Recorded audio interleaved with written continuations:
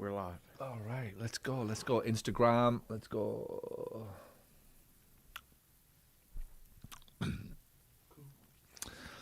All right, we're live. My staff. My staff. All right, let's go. Instagram. Hello, nice to see you. Kim Lewis, Gladfelter's friends also follow Paul Gough. Apparently, I'm just seeing everybody come in on Instagram and Facebook. All right, nice to see you. This is going to be a show and a half. I think we've got another day of answering your questions from around the world. This is your show. Remember, type into the chat if you are just coming in on Instagram. Brodegoat, yeah, nice to see you. Paul is on fire. I think I will be today. I'm already looking at the first question. This is going to be fun today. Good, nice to see you. Type into the chat on Facebook when you come in. Zach Armo72 joined as well. LinkedIn, YouTube, good to see every single one of you. And thank you, wherever you are tuning in from in the world. Breakaway PT has just joined us as well. This is your show. It is Coffee with Goughy. Collectors mugs and items and tumblers. We are now building. We're building the swag. We're building the audience as well, but we're building the swag. And I just said to the team literally a few minutes ago, when we get to LA, so we're off to Los Angeles. I think I mentioned on the last podcast. We're off to Los Angeles for the Cash Pay Summit, May 1st, 2nd, and 3rd. And I want my own coffee stall there. I want people drinking coffee with Goughy coffee. So I'm looking currently for I'm going to start with a white labeled brand. I'm not necessarily going to jump down to Colombia or anywhere like that to get my own coffee beans just yet. But I'd love my own stall, my own booth of coffee with Goughy, where, imagine this scene, Jason. People are in Los Angeles sipping coffee from a Coffee with Goughy mug from my own coffee stall that my kids serve them the coffee. Paul, how cool would this be? So that's the dream at one of my events, or all of my events. There's a Coffee with Goughy stall. So that's I can just imagine Tobias fighting with everybody to get everybody to drink 16 cups of coffee all day every day. So anyway, that might come true in Los Angeles. Today we've got Coffee with Goughy. Just turn me up a little bit. I think it might be just my earphones more than anything, just so I can hear it nice and loud. There we go. Maybe one down. It's your show. It's for you. It's live Q&A for physical therapists. We're around the world again and again. How this show works, you submit your questions and I give you the answers. This is rapidly becoming the show that answers the questions that nobody else wants to discuss. It is getting fun, ladies and gentlemen. The questions are coming in. And what's possible as well, by the way, guys, as you submit your questions on Instagram, just ask us to keep it nameless or remain anonymous if some of these questions do go a little bit deep, because they're starting to, which is fun and good. And we need that, because this needs to be the type of discussion that you can't have in a Facebook group, or you simply can't have with a friend or a family or other staff members, because they just don't get what you're going through. So today's is going to be fun. And just before I start, remember the Cash Pay Summit. Please head over, get your tickets, or get in touch, DM us if you want the ticket price information. The Cash Pay Summit is coming to Hollywood. If you have not got past $50,000 yet in your cash pay business, it's probably because you haven't learned the new model, the new way for growing a business. When I started the cash pay community that I built today over 10 years ago, since then, more than 1,000 people have started cash practices under my watch. It was different back then. Marketing was different, sales was different, funnels were different. We're in a whole new world now, and cash pay practices have evolved. So if you are stuck below that $50,000 mark, it is the Cash Pay Summit. Start your journey at the top is essentially what we're saying to you. Come to Los Angeles, Hollywood, and I'll see you there May 1st, 2nd, and 3rd. Friday, Saturday, Sunday, there's a pre-date on the Thursday. So we'll see you there. We've got room for 200, and we'll fill it up. So hopefully see you there. Right, let's get into it. We're going to have some fun. Jason, producer Jason, give me the first question, please. Where are we going with this one? All right, we have... This feels like blind date, like speed date, kind of. It feels like this, where I'm kind of a sitting duck, and there's just this like parade of people going to ask me a load of questions. So where are we going? Which state are we going to? We're Tampa, actually. Oh, Tampa, we're in Florida. Oh, yeah. Cool. All right, this will be fun. All right. All right, we have Michelle Alvarez. Yes. My staff are offended by everything lately. Is this a generational thing, or am I just old? My staff are. I think we should change the question. Everybody's offended by everything. There will be people offended by the fucking question of being offended at this point in life. We've got to this point of people being offended. So we're in Tampa. Lady's name again? It is Michelle Alvarez. Now, I won't ask Michelle to tell us how old she is, but I'd be interested. And Michelle is worried because her staff are offended by everything, and she's wondering if she's too old. Yeah. Yeah. Does she want advice, or does she just need to know if she's too old? I think she needs both. Okay. Right. Let's see if we can pull the bones out of this one, because I get it. Right. Let's take you all the way back. I hired my first member of staff in 2005, and I'm 44 right now, so it's 21 years ago. So yeah, what was I? 23, 24, something like that, give or take. Right. I'm 23. I'm 24. And at this point, I'm hiring, early 20s girls to answer the phones, right? Like we bring in physios into the building who were same age, 24, 25. And the world was different back then, in essence, that people weren't as highly opinionated and as highly strung and easily, they weren't easily charged as they are today. They weren't as opinionated as they were today. And I passed through 2 decades, right, of hiring. And what I've realized is around about every 10 years, the world changes. Now, not 0 to 20, I didn't understand that, because I'm a kid, and then I'm a teenager and an adolescent, and I'm just figuring out my hormones and who I am, and survival at home, and just making my way in the world, and my dreams are college, and what am I going to be, and I'm just figuring myself out. So I don't really know how the world works in my first 20 years. And the reality is I still don't know in my 20s and 30s. It does take till, my view is it does take you till your 40s before you figure it out, but I suspect I'll be saying that in my 50s. So I've definitely learned that the world moves on and evolves around about every 10 years from a societal, let's just call it an observation that society and the needs of people seems to evolve around about every 10 years. There was an undeniable moment in round about 2020 through the year of COVID where the world changed in a way that I just can barely even remember what it was like pre-COVID, if you like. For whatever reason, the whole world blew up with opinions about vaccines and this and that, and incidents that were happening around the world that we were all watching on phones because none of us were at work, and all of a sudden everybody in the world found a voice. And since that, I think there's just been, over the last 5 or 6 years, just this constant, never-ending emotional kind of ocean, if you like, that people are swimming in. And it's got to the point where I think with a lot of people, if they haven't been offended, they've had a bad day.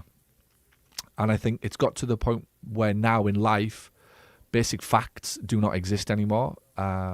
What was once red or black or white, good or bad, right or wrong, the law versus breaking the law simply doesn't exist anymore. We live in a myriad world where it's almost like a kaleidoscope kind of world, that we look through the kaleidoscope and what I see is different from what you see, even though it's it's just a basic fact of what it is, and what we're what we're staring at. Everybody's got an opinion on it, and I think in a good way, if I argue for people being triggered in a good way, everybody should have a voice, and everybody should have their own views, and everybody should have a strong belief, and everybody should have strong values. And I absolutely believe in that's the path. Where I think the world might have gone a little tilted is that everybody's opinion needs to be voiced. I think there's a difference there, and everybody feeling like they're going to make some kind of change or kind of have a big dent in the world because of a rant or a post on Facebook, or I'm upset because of what you said and I took offense to that because of what you've just done or what you've just said, and so on and so forth. And I think for a lot of people it's become a full-time occupation being triggered. I genuinely do. It's become a way of living. It's become a default. It's become a habit. It's become habitual for most people, or not most, but for a lot of people, to wake up on a daily basis. And I think for a lot of people, before I even get into the staff conversation, I think for a lot of people it's become an unconscious way of living, that they don't realize that they're being triggered, and they're just giving up all of their power to anger and to frustration and just trying to be right about something that, even if they are right, nothing is going to change. And so I think that's the bigger picture for it as to where we start the conversation for people. The world has undoubtedly evolved and moved to a point where so many people have been told and given misinformation that if they get angry or if they rant on Facebook, everyone's got a megaphone, haven't they? Right? That's the real difference now, and they're not afraid to use it. Some of the things that get posted on Facebook and what you see happening on college campuses and various things. God, like you just wouldn't have you couldn't have even dreamed of a life 10 or 15 years ago where these things are just normal now, and you just look on Facebook and one post about Trump's the devil, and then the next post Trump's the savior, right? Like and like Biden's the devil or Biden's the savior, Keir Starmer's this, and well, there's not many good posts about Keir Starmer these days, but that's another conversation for another day in Britain, right? Everybody is triggered. Not everybody, I hate saying that, I shouldn't have said that.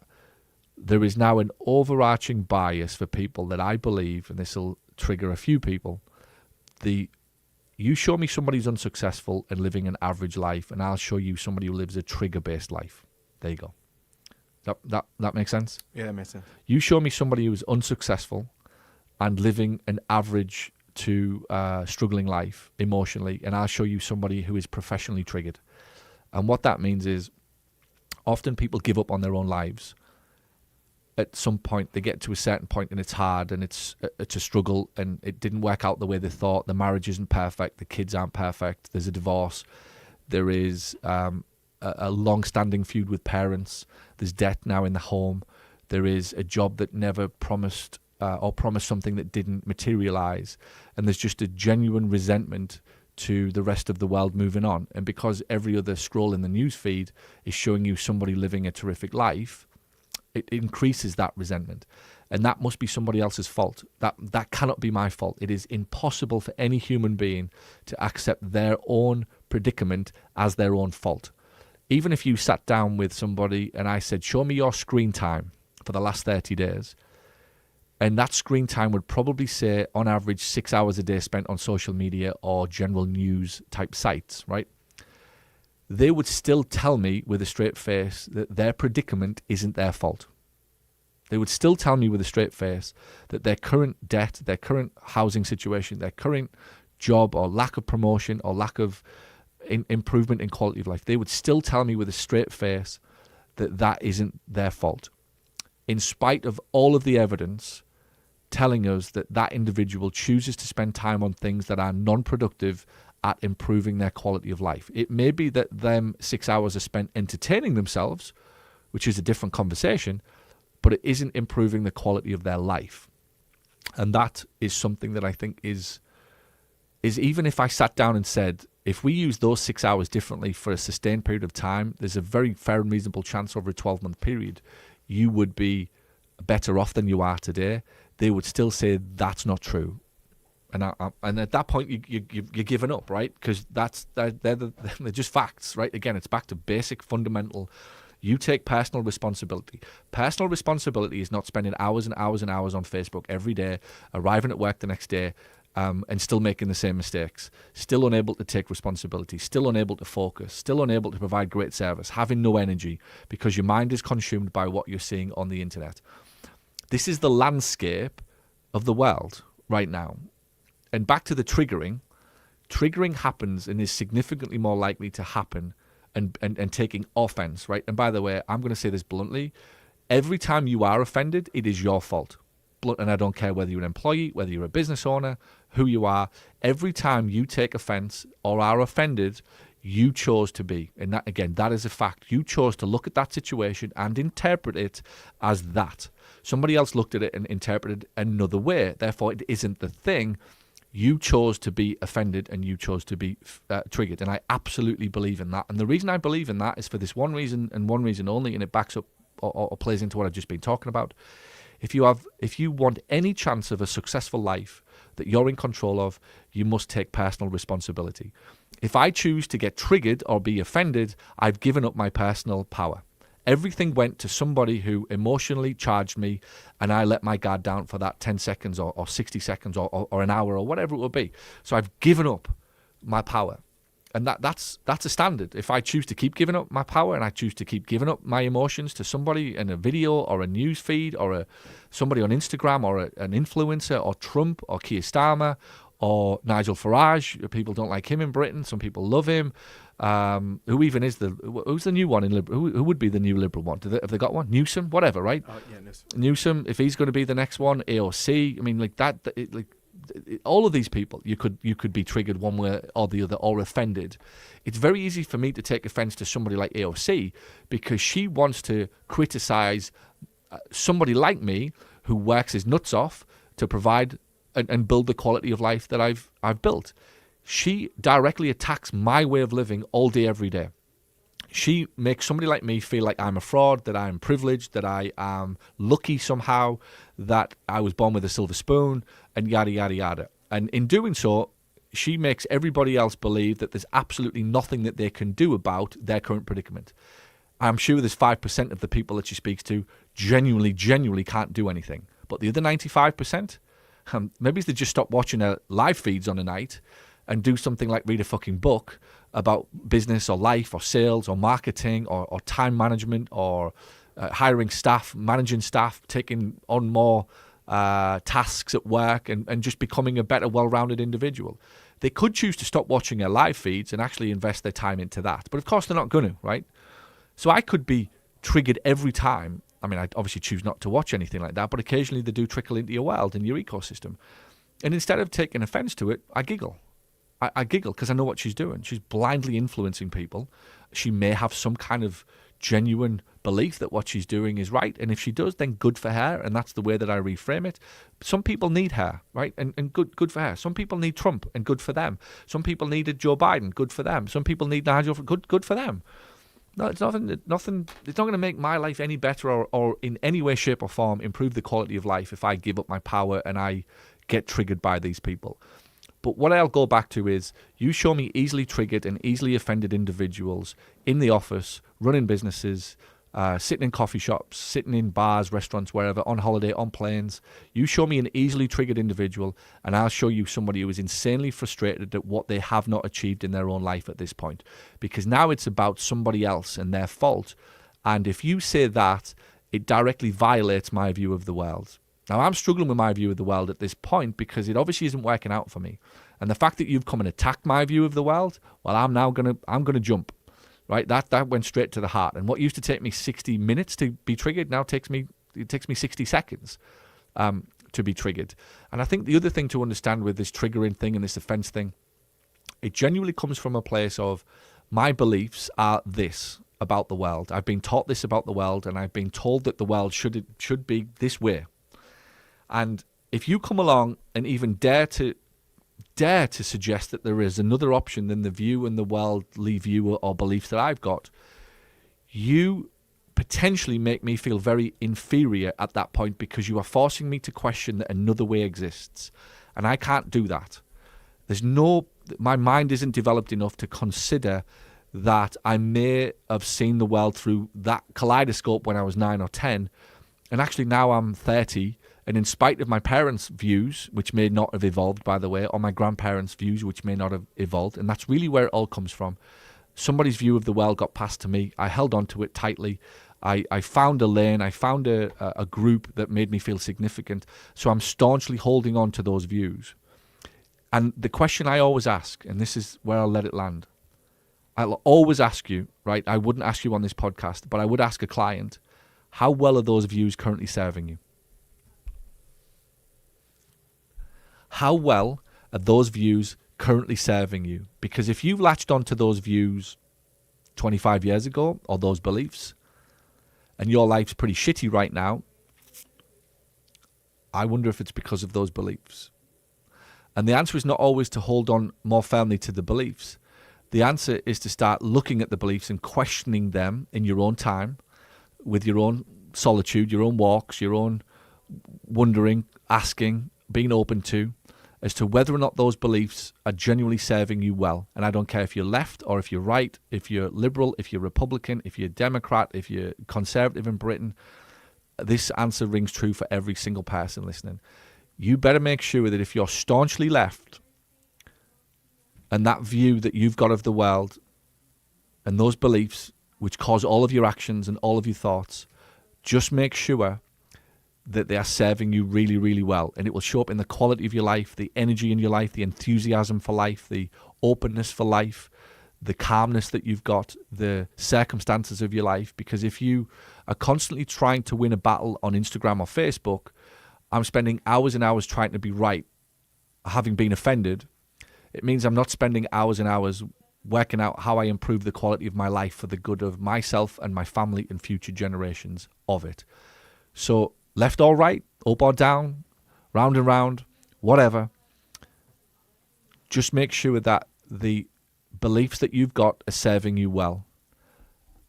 And look at the rest of the world right now as to how deeper and deeper and deeper they're getting caught into but that's my view and I'm holding on to it. Even in spite of their life and their circumstances being utterly shitty, right? Utterly shitty.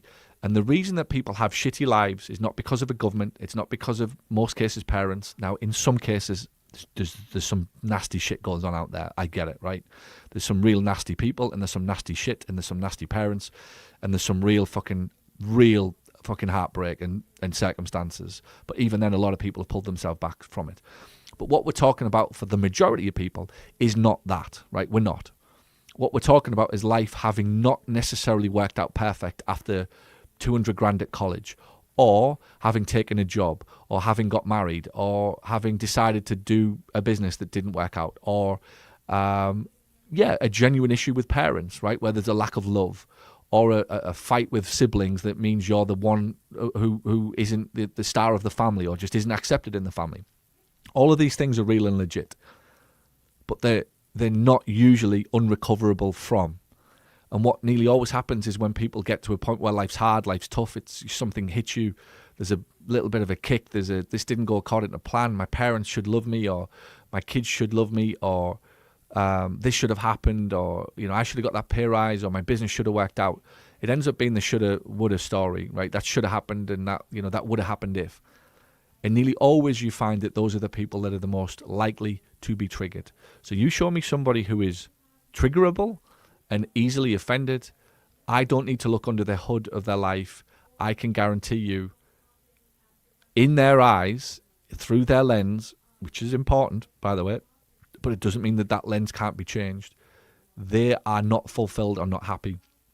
And according to the little girl or little boy at 12 or 15 who had this big dream and aspirations for this perfect life, life isn't quite working out right now. And so all attention is on what you said, what you did that doesn't align with my view. And I'm now able to pretty much say that you're saying that you like Trump, or that you like Biden or Newsom or whoever. I'm able to come along and go, my life's shitty because of that. And that is the world over right now, and why so many people, there's actually more people struggling now than ever, right? Despite more opportunity, more advances, there's more AI, there's more access to the internet. We've got social media where we can reach customers anywhere in the world. We can apply for jobs 24/7. We can learn. You could turn your car. I mean, even 20 years ago, I was doing it. 15 years ago, my car was a seminar hall with CDs. I was buying CDs. Never mind what's available today. I could sit on a bus on the way home from a shitty job for an hour every night and learn myself a class on YouTube in the 365 days of the year that I go to work. And instead of thinking, shit, I've got to commute for an hour and that's a hell of a long time and that's awful and, I shouldn't have to do this and I want to work from home. Meanwhile, somebody else in America or Britain or wherever or in any part of the world went, gee, I've got an hour in the car every day. I can turn this into a seminar hall. Uninterrupted. I get 2 hours of marketing or business or sales or life education for 2 hours every day, 10 hours every week, 40 hours every month. Oh my goodness. And this is why I go back to it for most people. And I always put that little preface of there's 5% genuinely need the government, genuinely need all of that. They do. But not the rest. Not the rest. It's frankly laughable when you watch it as to the opportunities that are available for people that they just don't know how to take. And that is the thing that needs to be changed. So your staff may be getting more and more triggered, and I suspect they are. But what I will also say is that as a business owner, it doesn't mean that that arrives in your office. And the standard needs to be that this isn't a place. And if I keep triggering you, and this is me speaking as a business owner, so if I'm saying to Jason, Jason's looking at me now, Jason, if I keep triggering you, you need to leave, dude, right? Like this isn't this just isn't going to work out, right? If I'm coming into work, I've got no intention, there's no malice in me, there's no genuine desire when I wake up on a morning at 9 o'clock or come into my office at 9 o'clock to piss you off, right? There isn't any, not one. Now, if it keeps happening and you keep doing certain things, or you keep doing, or I keep doing certain things, Jason needs to go, I don't want to work in a place like that. I don't want to work for a guy like that, right? And he needs to leave. And equally as a business owner, if we can't find common ground on things and we keep triggering each other, right? Much like if I'm in a relationship that triggers each other, it's unhealthy, it's toxic, and it's not going to end well. There just needs to be an adult conversation that said, guys, this doesn't work. Or I sit down with my slightly younger staff and I go, guys, I appreciate that the rest of the world might behave like this, and I appreciate that all of your friends think like this and they see the world like this. Unfortunately, that's not going to cut it in here. What would you like to do? And there's the door if you need to go, because I can't spend the rest of my life constantly walking on eggshells, worried about your opinion of Trump or Biden or Newsom or Starmer or Brexit or fucking hell, where do we even end now, right? There's just a different snowstorm every day. I can't come in every day worrying about your view of ICE or worrying about your view of X. Or I just cannot do that, and I'm not here to do that as a leader of a company. I'm here to respect your view, absolutely, and I do, but I'm not here to mitigate it all day, every day at the consequence of a place that should be about achieving goals and serving clients and building careers and learning and growing. The last I looked, nothing to do with politics or anything else was on that list. I can still respect that you've got that opinion, and it makes no difference to me what that opinion is. If we can find one shared goal that is a successful business and a great outcome for the clients who pay our bills, we can overlook everything else. And I think that's where a lot of leaders go wrong. They they drop to politics as though that is going to give them. We're all Liberal voters, or we're all Trump fans, or all whoever Newsom fans, whatever, right? We've all got something in common. Well, the only thing I need to have in common in this business is a desire to succeed and serve our clients well. That's it. And as long as we make that the North Star and the number one goal, nothing else needs to come into this business. And I'll put it to you this. And this will trigger a few people. The reason that zero politician will ever now make any meaningful change at the macro level in any country anywhere in the world is this. Let's go back 20. I've just been watching the Lyndon Johnson documentary on Netflix. Interesting. I love history, right? I like looking back to understand where we've come from, and I like to learn about America. I spend a lot of time here, and it's just interesting. Harry asking me questions now about things like this. So it popped up, and I thought I'd watch it. I've also been to the place where JFK got shot, and it caught my attention as to the place. So I might be wrong, but I suspect wrong on the timeline, not wrong on the outcome, but wrong on the timeline. Somewhere around about 30 or 40 years ago, most Americans had a reasonable, within a 10% degree of accuracy, maybe 20% either way, understanding of what the goal was for America. Right? Within reason. There were some rat bags and some shit bags that we should erase from the conversation because they should have just been made to walk the plank very early, right? For obvious reasons. But let's say the rest of America, 80%. Even if I was left, or even if I was right,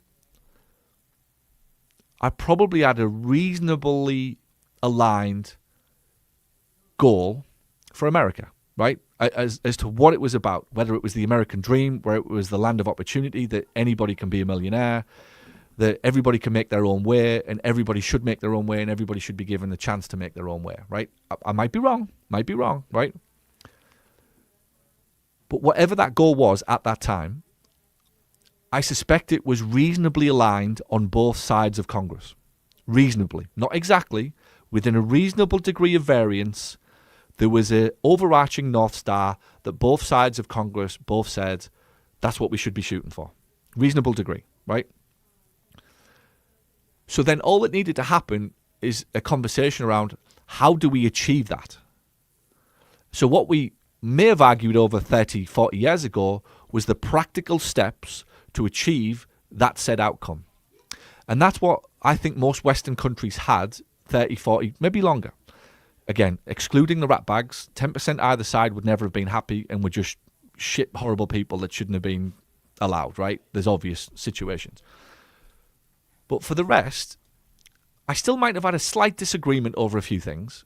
But in my heart of hearts, I knew that's what the country stood for. And so a politician came on and argued a little bit here and a little bit there, but they knew that that was the thing that we were shooting for. So let's just argue over how we get there. What little concession do I need to make? What am I going to give up to get that goal, right? So a politician would argue over, I want that. If you give me that, I'll vote for this. Okay, but we're all heading in the same direction. Whereas these days,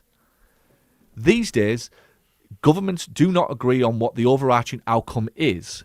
So therefore, there's never a conversation about what practical steps need to get there because everybody's still arguing over what the actual outcome is. So we can't, by definition, fix it and ever get to the strategies and the practical ways to improve the country or the world because nobody's aligned on the outcome. And if I took that into a business, I would see the same thing in more shitty businesses. The business owner is weak and thinks that the outcome is a harmonious team, that we are all aligned with our political views or religious views or whatever it will be, and we're all just on the same page. Meanwhile, the business is a shit show. It doesn't make any money. Very, very difficult to enjoy being in a business that has no cash and has no ability to grow. And so what happens is people end up in their offices for 2, 3, 4 years because of we have a religious affiliation with each other. We have a left or right affiliation with each other. But I come along and I say, hey, can I have a pay rise? And the business owner says, I'm sorry, there's no money. We've had a bad year for 2 years. Well, that's okay. Let's just get back on loving Trump or hating Trump, whatever, right? And we do this for another couple of years.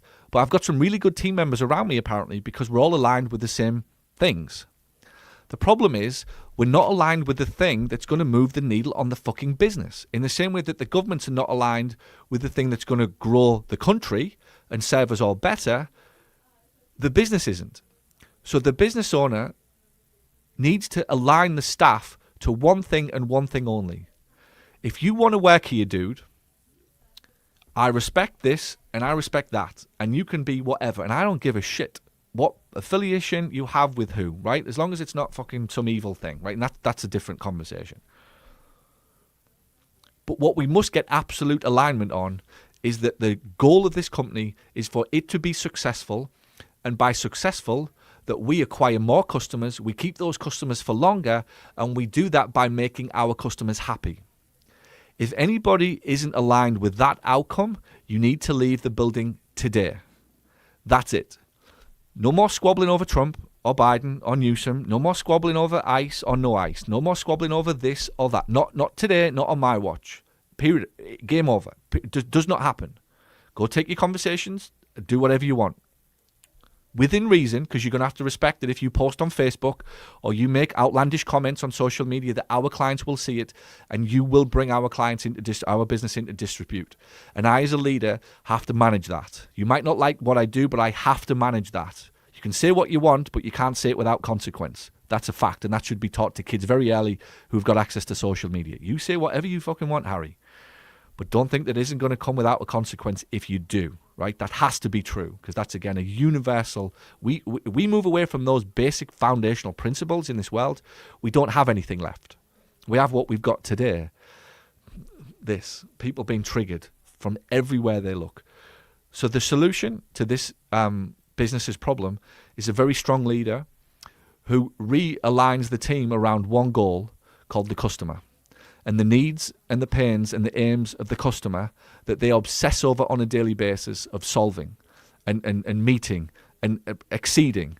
And if we can do that, we have a wonderful environment to work in that will be about progress and about momentum, and it will be about a shared value called success and growth and progress that I think that everybody wanted in their life from day one.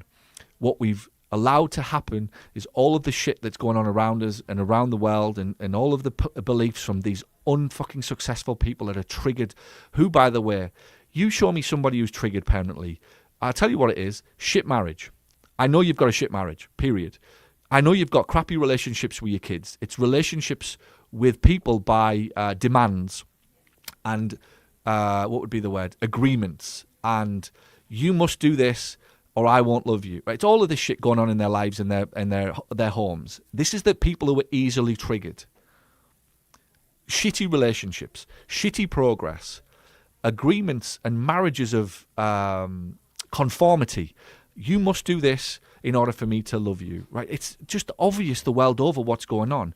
Nobody's clearly aligned on what do I want as an individual. I want to live this way. I want to be free. I want to live with peace and I want to live with harmony. And this is what I want for my life. I can still be a good activist. I can still be a good liberal voter. I can still be a good Republican voter in all of these things. But if I lose sight of what I want for my life, I become a grim version of what I want for my... I become a grim version of that individual. And it's exactly the same in business. If I lose sight of what I want for the business and what the highest North Star is for the company, when anybody walks through these doors at 9 o'clock every morning, we are here to serve. Yes, serve. Again, somebody will be fucking triggered by the fact that they have to serve customers. And I've no doubt that that will be true, by the way. That there is a leader somewhere in a business saying, we have to serve customers, And somewhere in that team is a staff member sat there going, I'm not here to serve anybody. I'm not here to serve anybody. What is this? What world do we live in that I have to serve a customer? I'm not serving anybody. Right? There is an individual like that, millions of the fuckers, inside of businesses today. And the harsh reality is we get paid every month for serving customers, like it or not. We get paid every month for achieving outcomes for our customers that is much better and faster and more likely achieved if we are aligned as a business. So leave your fucking politics at the door. What's the sign on the door when you walk through here? Oh, yeah, leave it all out. Don't even bring it in. Leave your fucking ego at the door. There's a big mat when you walk through my office. Leave your ego at the door. And that is a sign to everybody who walks in this building that basically says, I'm good with everything that you want to go fight on a night and through the day. But we have a goal here to serve clients. Leave your ego at the door. And I am strong enough to fight you if you don't. Right? And you won't win. Trust me, you won't win because the biggest North Star of the business is the customers. If I give all of my customers everything that they want and everything that they're paying me for and more, I get to grow and build a business. At that point, I can be selective of who I keep. I can be selective of who I pay better and give more opportunities to. I've got more options. And I know that the majority of the staff that I've hired over the last 20 years, even if I might not align with their views politically, even if I don't align with their views on a emotional fucking snowstorm that's going on social media right now, if I don't acknowledge it, I don't talk about it, doesn't mean I'm a bad person. I respect it and I deal with it in my own ways and I put my own energy to it in my own time and my own thoughts if it's important to me. And if it's not, I don't get involved in it. It's as simple as that. And I certainly don't bring it to work.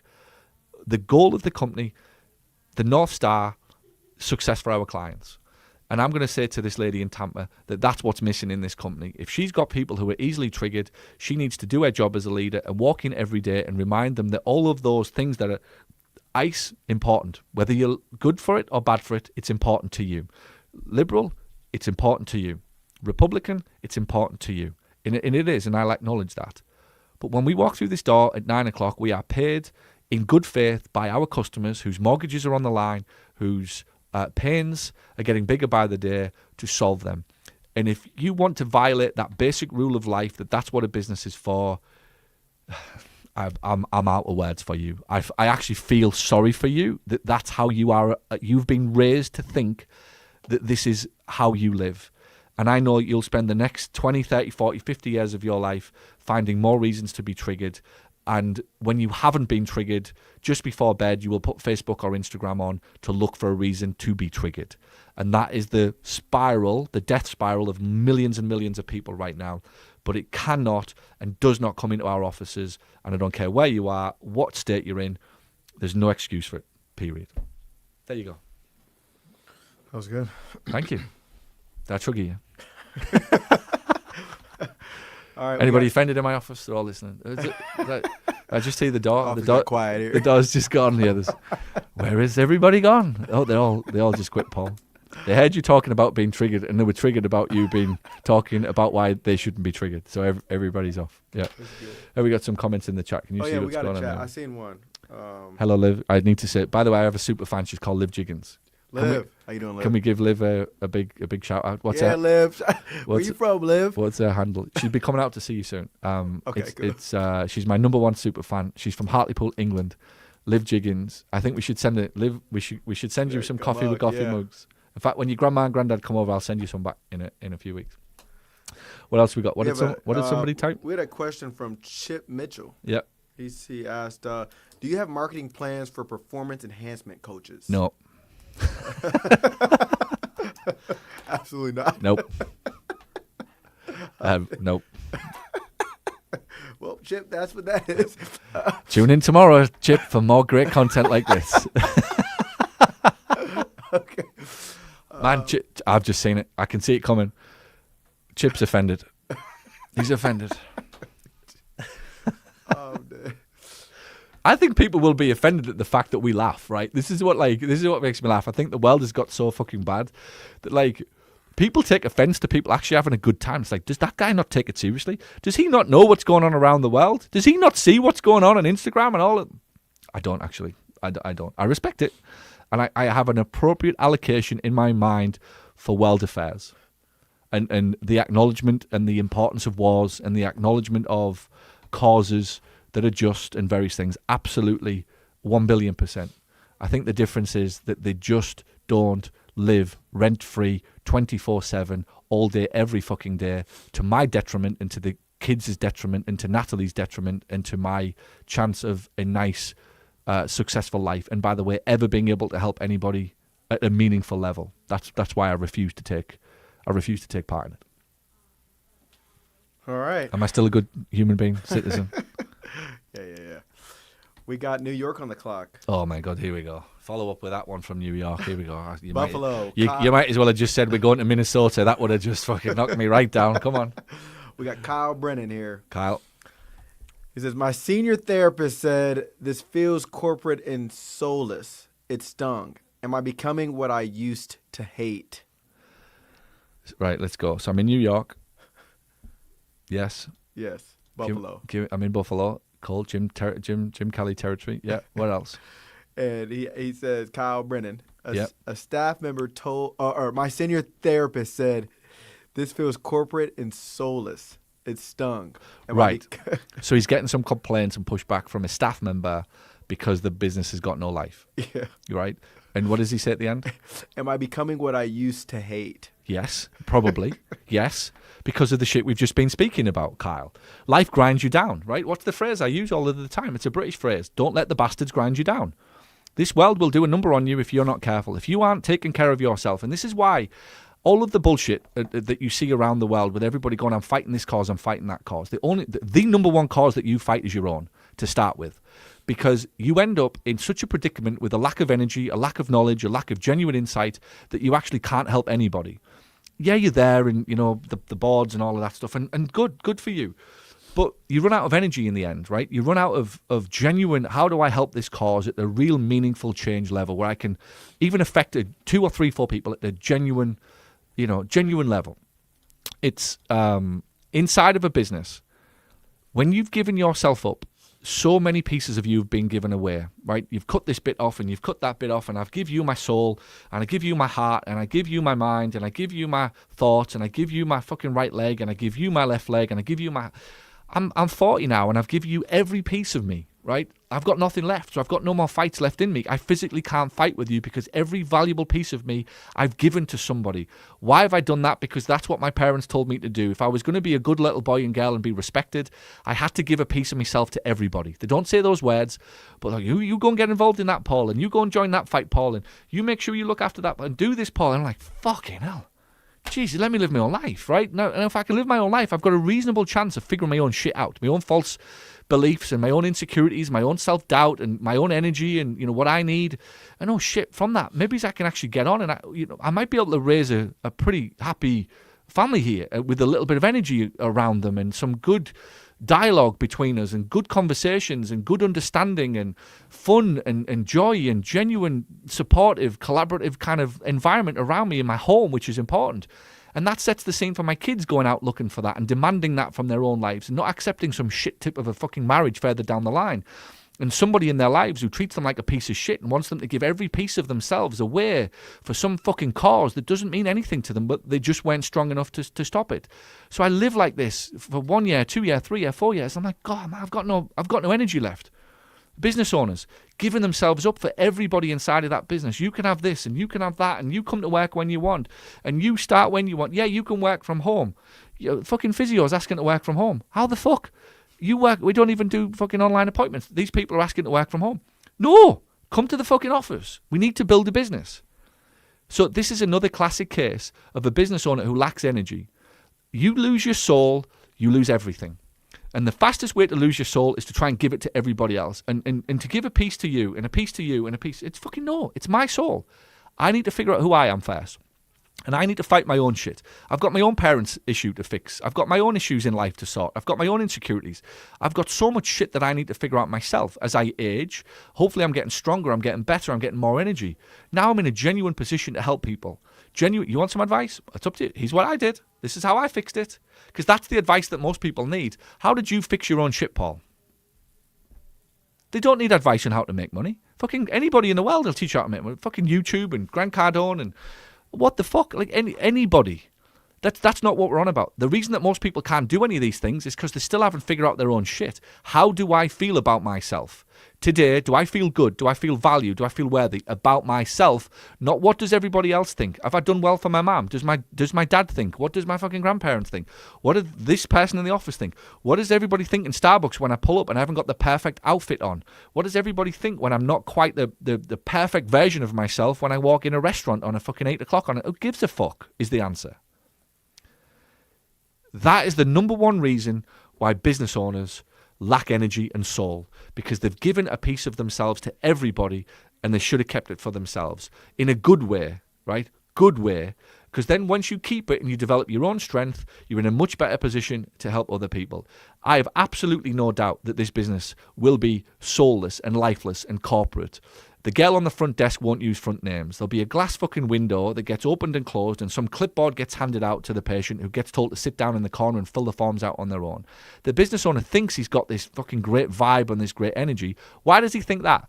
Because one day on a Friday he asks 4 of the team to get together to do some stupid fucking meme that represents Bad Bunny or some fucking thing that he did on Super Bowl with an American football in his hand and some plant being carried behind him. Look, guys, we've got 4 members of the staff who want to take part in a big bad fucking bunny meme. What does that say about us? That means we have a great culture. That means we have good staff and they all like me. It doesn't mean fucking anything, guys, by the way. It means you should have spent a bit more time. If you've got time to do fucking Bad Bunny reenactments, you should have a bit more time to do some real marketing and real sales training that might actually fix your fucking business. But no. I go home on a night and I look at my Instagram and I think, oh, look at us. We're all dead happy. Look at this. The 3 receptionists who fucking hate me all taking part in the Bad Bunny skit that we put together. That must mean that I'm doing all right. It doesn't mean. It doesn't. It means you've got no energy left.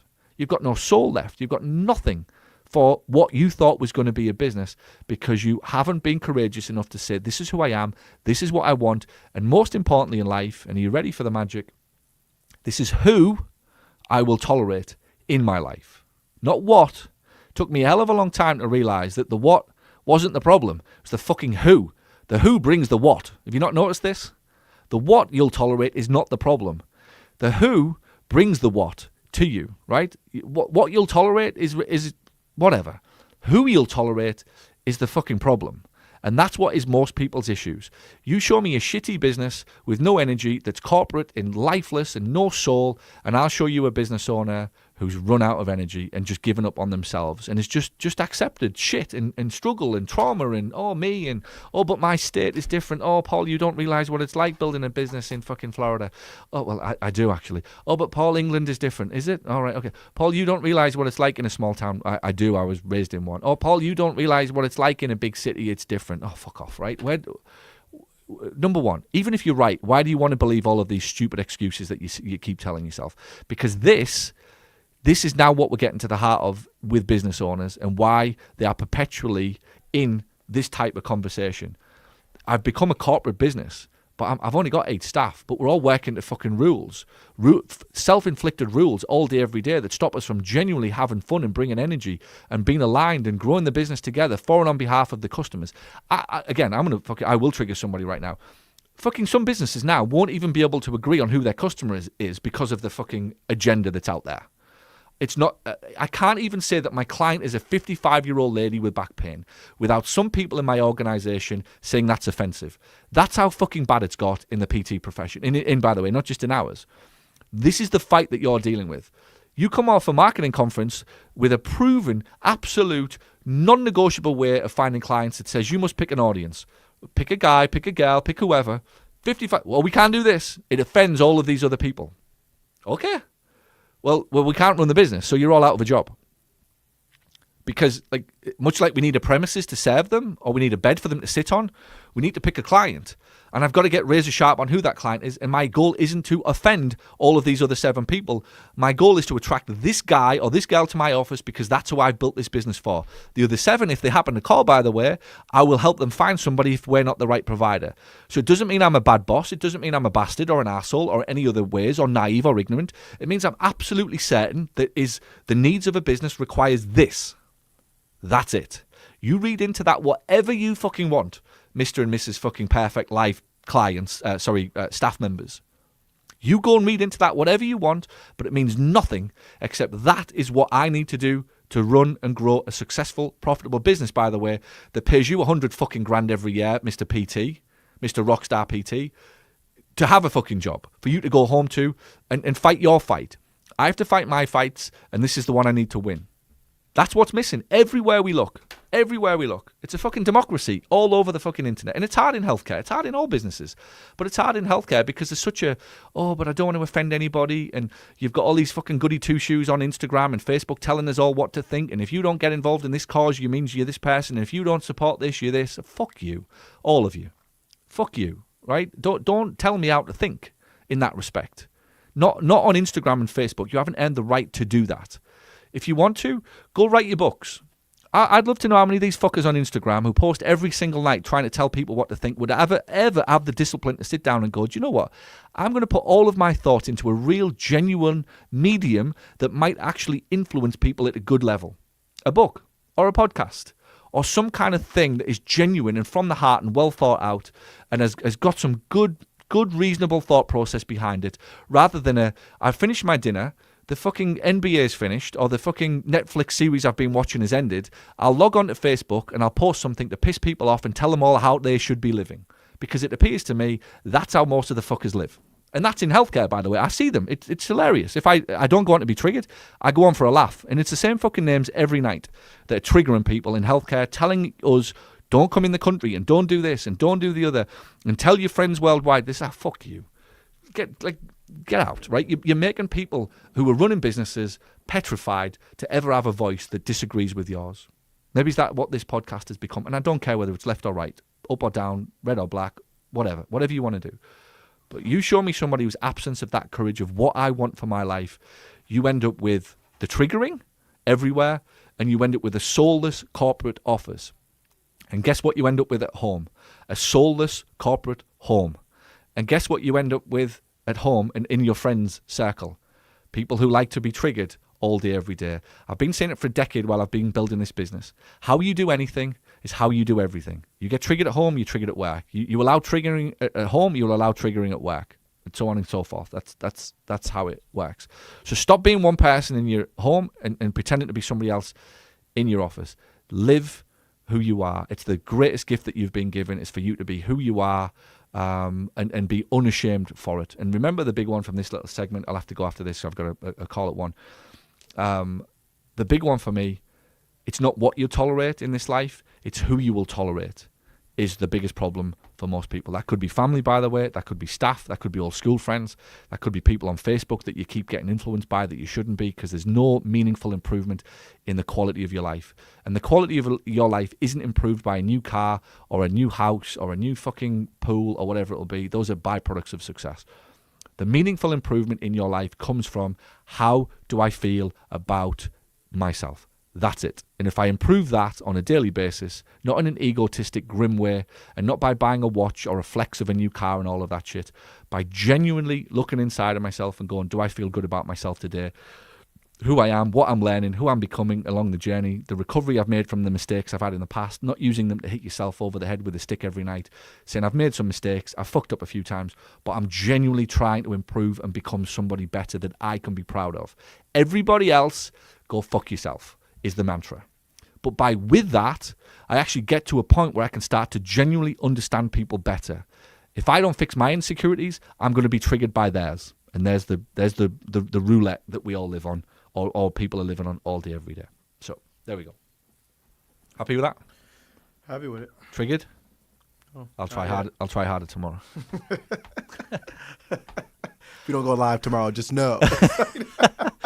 If there isn't another voice in the corner of the room tomorrow, Jason replayed this podcast, ran it through ChatGPT, and asked for ways that he should be triggered because he couldn't find one himself. So he just went out on a limb and asked AI to do it for him because that's just going to make his journey home tonight better if he's triggered. Surely. Yep. That's good. Good. We've got any comments? We've got a lot of views there today. We've got a lot of people joining live. Yeah. Right. I've got a conversation with my finance team in 2 minutes, which is makes me physically sick having to do all of that shit. But we have to go from this to real business ownership. So anyway, right. Thanks for listening. Remember, the Cash Pay Summit is coming off to Hollywood. We want to see you there. If you're stuck under $50,000 as a cash practice owner, you probably have not learnt the new way, the new model of cash pay practice. I've been helping clinics for 10 years. Over 1,000 clinics have started in my stewardship. And there'll be more conversations like this. We are all aligned. There's no politics. There's no moaning. There's no bullshit. There's no sit with a red cap on, a blue cap. I couldn't give a shit. Right? In fact, I might wear a blue cap one morning and a red cap on an afternoon just to see what... In fact, can I get one stitched together? Both, maybe? Isn't that the flag, the colours? Anyway, leave that alone. We will see you in LA, in Los Angeles. If you have a North Star of building a successful business to fuel a terrific life for yourself and to feel better about yourself, you will be in a good home with my community in Los Angeles, the Planet Paul community. We discuss these things all day, every day. If it means enough to you, we'll see you in LA. Cashpaysummit.com, head over there, get your tickets. Whenever you see the price, it will be the lowest. It goes up around about every 10 days. We release tickets in batches of 10, and the price goes up every time we do. At some point soon, there will be $1,000. Right now, they're cheap at half the price. Go listen. Go check out the page, and I'll see you in Los Angeles. Thanks, Instagram. Thanks, YouTube. Thanks, Jason. Thanks, LinkedIn. Thanks, everybody.